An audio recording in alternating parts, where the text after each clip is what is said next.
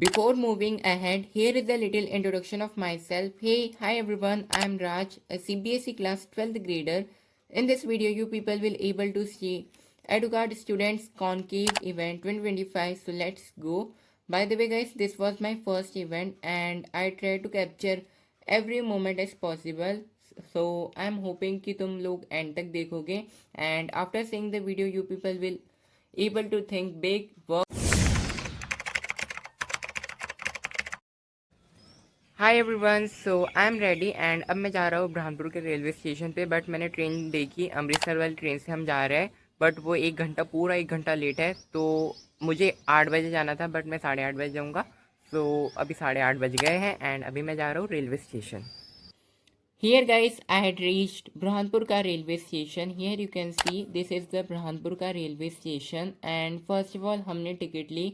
हमने ना reservation ticket नहीं कराई थी क्योंकि मिल ही नहीं रही थी। मैं एक दिन पहले गया था सर्च करने बट मुझे नहीं मिली। बट हमने है ना जनरल की टिकट ले ली एंड तुम्हें तो पता ही होगा कि जनरल वाले डिब्बे में कितनी ज़्यादा भीड़ होती है। बट मेरी किस्मत इतनी अच्छी कि ज़्यादा भीड़ भी नहीं थी एंड मुझे अच्छे से सीट भी मिल गई थी एंड मैं प्रॉपरली चले गया था Delhi. Here guys, I had reached Hazrat Nizamuddin का station. Sorry if I pronounce wrong. तो अब तुम सोच रहे होगे कि मैं न्यू दिल्ली रेलवे स्टेशन जा रहा था, मैं यहाँ पर क्या करूँ। बिकॉज गैस मैंने गूगल पे देखा था जो अब अपना हज़रत निज़ामुद्दीन वाला स्टेशन है वो अपने डेस्टिनी से थोड़ा पास है as compare to New Delhi का रेलवे स्टेशन। दैट्स वाई हम वहाँ पर ही उतर गए थे। Hi guys, so I am on the Nizaruddin station and you are thinking why I am wearing this mask. So यहाँ पर बहुत ही ज़्यादा पोल्यूशन है, एयर बहुत ज़्यादा मतलब पॉइजनस बोल सकते हैं। That's why I am wearing this and तुम यहाँ पर देख सकते हो पूरा रेलवे स्टेशन एंड उधर साइड में है ना वेटिंग एरिया है।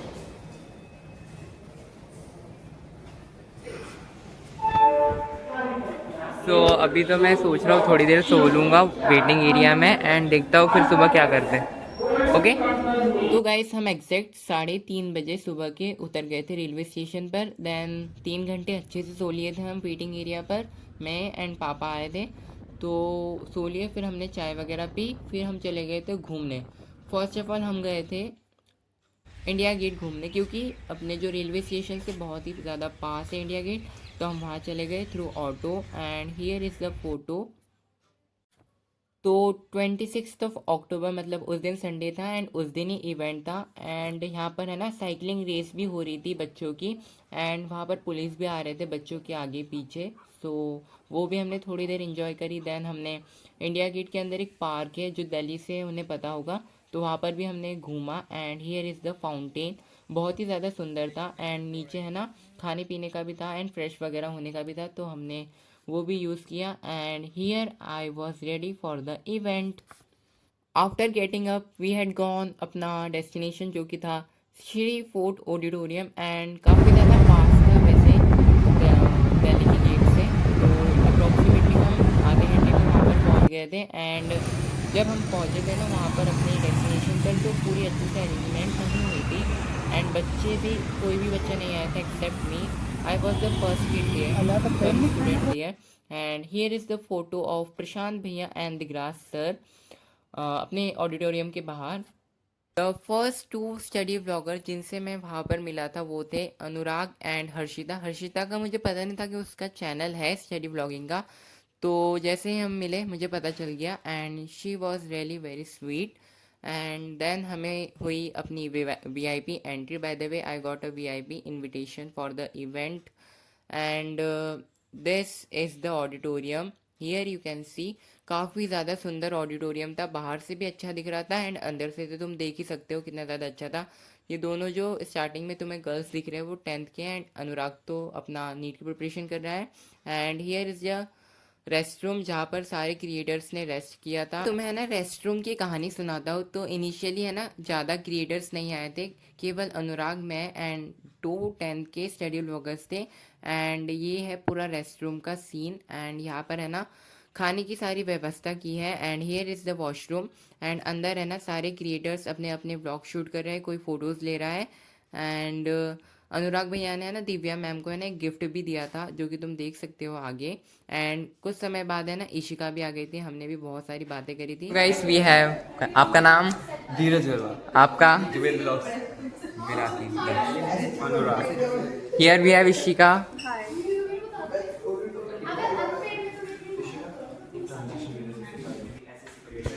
Here are the ma'am.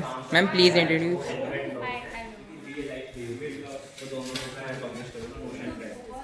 Introduce yourself. Jubel blogs. Dheeraj it's humanity. वो मेरा इतना मतलब बच्चे तो मैं नहीं Anurag. Hi, this is Rachel.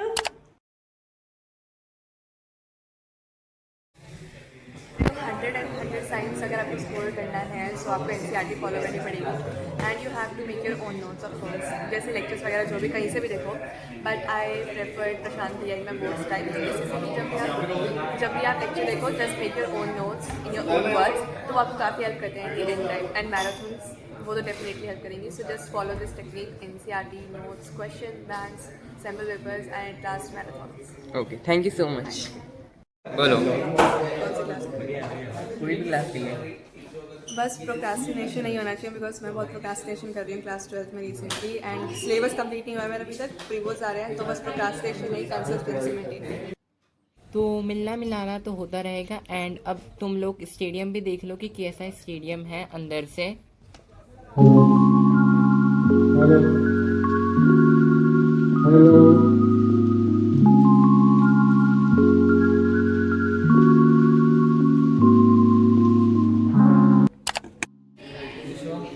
बोलो क्वेश्चन तुम पूछो ना, फिर मैं आंसर दूंगा ना। ये कार्ड देना स्टार्टिंग वाला, ठीक है? सो आपने क्लास 12 में ऐसी कौन सी मिस्टेक करी थी जो आप फ्रेशर्स को रिकमेंड करोगे कि उनको ये मिस्टेक नहीं करनी है? पहली चीज़ तो भाई, अगर कॉम्पिटिटिव एग्जाम के लिए प्रिपेयर कर रहे हो, चाहे नीट के लिए कर रहे हो, अगर मेडिकल स्टूडेंट हो, मैं मेडिकल स्टूडेंट हूँ, तो एनसीईआरटी को तो इग्नोर करना मत। बायो के लिए आई प्रेफर, मैंने नोट्स नहीं बनाए थे, पर नोट्स बनाना जिससे तुम्हें आदत हो जाए, बिकॉज मैंने सोचा कि एनसीईआरटी सब कुछ और होती है एनसीईआरटी सब कुछ, पर एनसीईआरटी के अलावा बोर्ड्स में क्वेश्चन लिखने के लिए तुम्हें नोट्स में अगर तुम प्रैक्टिस करोगे कि नोट्स को कैसे लिखना है, तो तुम्हारी आंसर राइटिंग अच्छी हो जाएगी कि बोर्ड्स में how to write answer, bio के स्पेशली की डायग्राम बनाना है, फ्लो चार्ट की फॉर्म में लिखना है या कैसे करना है। फिजिक्स केमिस्ट्री के लिए, तो जितना हो अपना बेसिक क्लियर रखो। अगर 11th अच्छे से नहीं आते, एक बार पूरा रिकैप कर लो, देन 12th शुरू करो।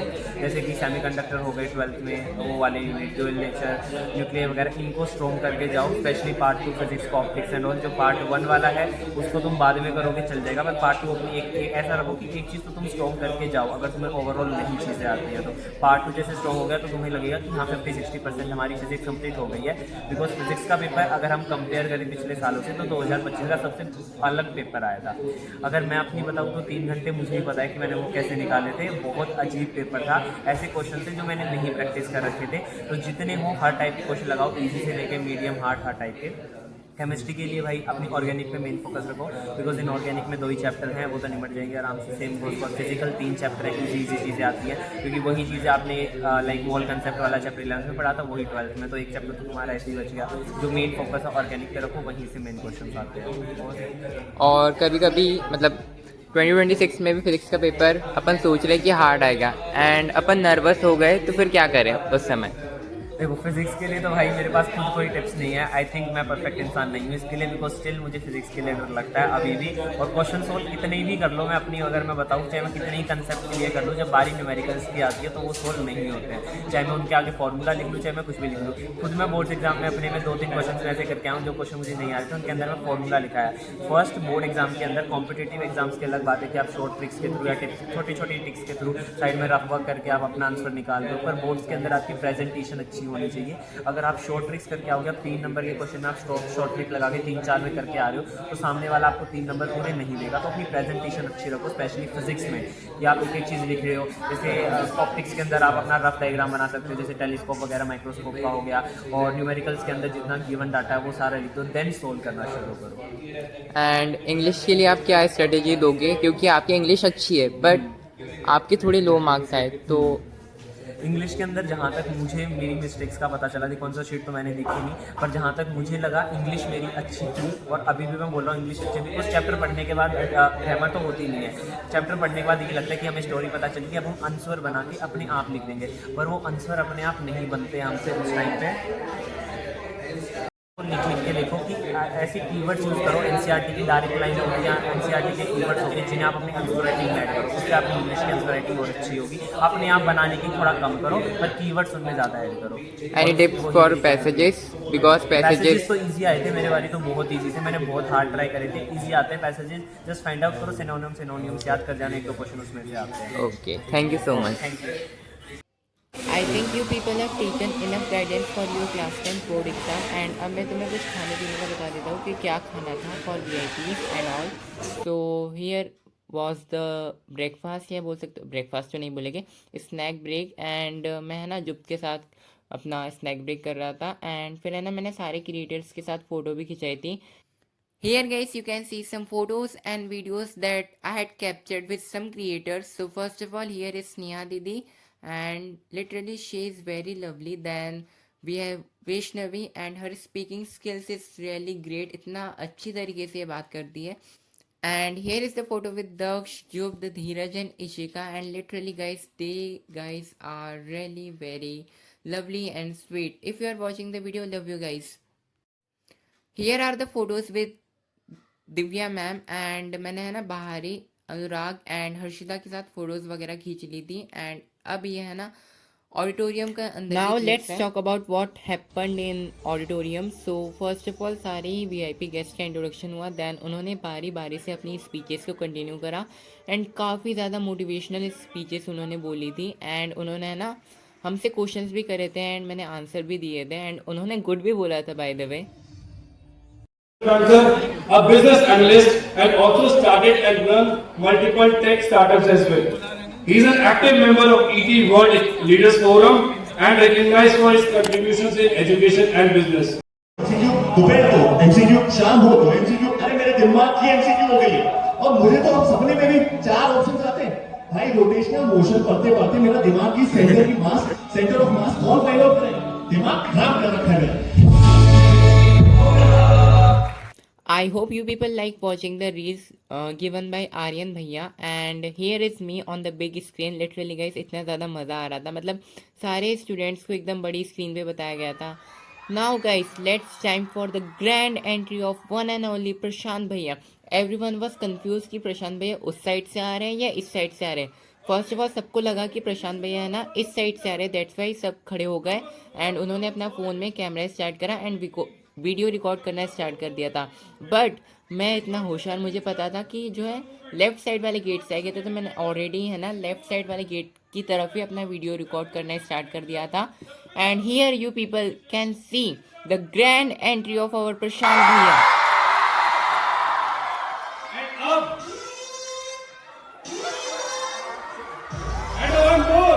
अब हम किसको बुलाने वाले हैं, उनका नाम किसी पहचान का मोहताज नहीं है, सब He is the most loved online educator in the country. He redefines online education. He is setting new benchmarks in EdTech, and he is the one who is making the impact. Give it up for visionary behind it. Guys,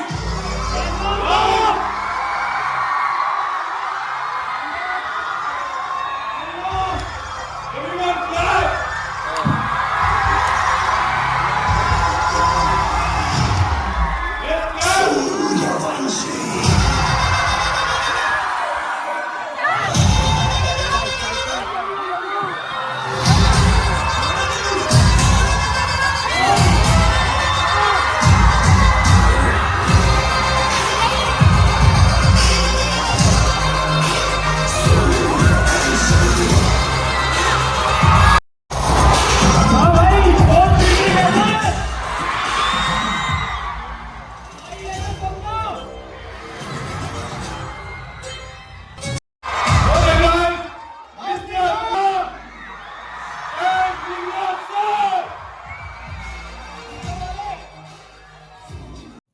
then guys Prashant भैया and Digraj sir की grand entry हुई। Then first of all है ना, Digraj sir ने अपनी speech complete करी थी। Then मैंने है ना उनके साथ फोटोज़ वगैरह क्लिक करी।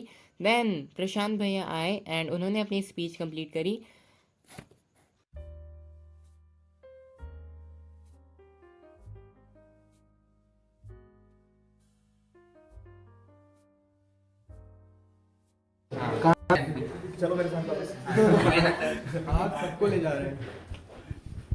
सर कह रहे हैं वहाँ जाके एक्स्ट्रा क्लास लेंगे, एक्स्ट्रा क्लास लेंगे सर वहाँ जाके। मिस्टर अनस्टॉपेबल वाला चैनल जो है बढ़िया है, बेहतरीन है, उसे सब्सक्राइब जरूर कर लेना। अब से दिगराज सर ने भी बोल दिया, अब तो करना पड़ेगा आपको। सबका चैनल देखेंगे ना भाइयों, अब तो दिगराज सर ने भी बोल दिया चैनल को सब्सक्राइब करने का। सो प्लीज़ इनका मान रखने के लिए अपने चैनल मिस्टर अनस्टॉपेबल को सब्सक्राइब करो।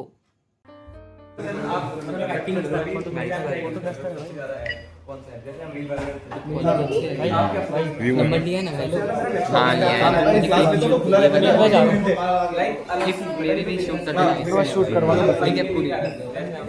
चार्जिंग नहीं है bro.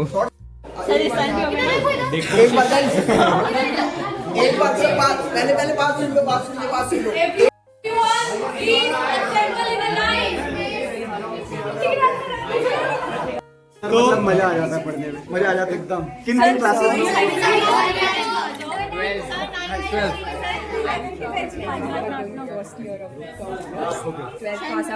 I hope you people like watching the previous वाली क्लिप जिसमें प्रशांत भैया एंड दिगराज सर से मैंने पर्सनली बात करी एंड मुझे काफ़ी ज़्यादा अच्छा लगा उनसे बात करके। Means my one of the dream came true. So please आप भी सपने देखा ना बोलो, क्योंकि आप वर्क हार्ड नहीं करेंगे अपने सपनों के लिए तो और कौन करेगा। So please work hard. So that's it for today's video. I hope you like this one. And अगर आप लोग चैनल पे न्यू हो तो प्लीज़ चैनल को सब्सक्राइब कर देना, क्योंकि इस चैनल पे स्टडी रिलेटेड कंटेंट आता रहता है। Bye and a special thank you for Advocard की टीम जिन्होंने मुझे मौका दिया प्रशांत भैया एंड दिगराज सर से मिलने के लिए। So thank you so much Advocard and other creators ने भी काफ़ी ज़्यादा सपोर्ट किया।